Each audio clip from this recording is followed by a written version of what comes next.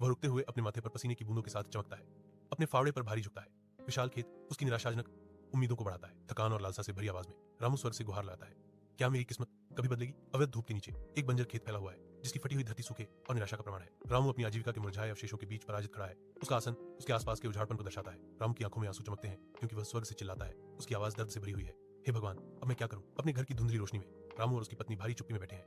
भूख उनके पेट को कुतर रही है। रामू का चेहरा थकान और संकल्प से अंकित शांति को भंग करता है। मैं दूसरे गांव जाऊंगा और मजदूर के रूप में काम करूंगा। उसकी पत्नी की आवाज चिंता से भरी उसकी दृढ़ता का विरोध करती है, लेकिन तुम बहुत थके हुए हो।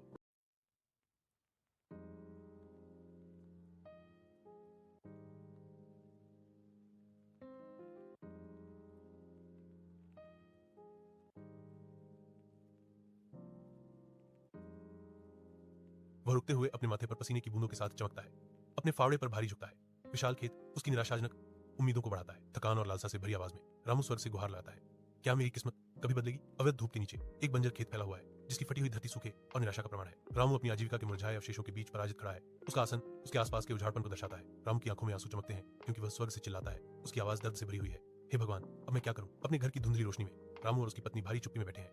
भूख उनके पेट को कुतर रही है। रामू का चेहरा थकान और संकल्प से अंकित शांति को भंग करता है। मैं दूसरे गांव जाऊंगा और मजदूर के रूप में काम करूंगा। उसकी पत्नी की आवाज चिंता से भरी उसकी दृढ़ता का विरोध करती है, लेकिन तुम बहुत थके हुए हो।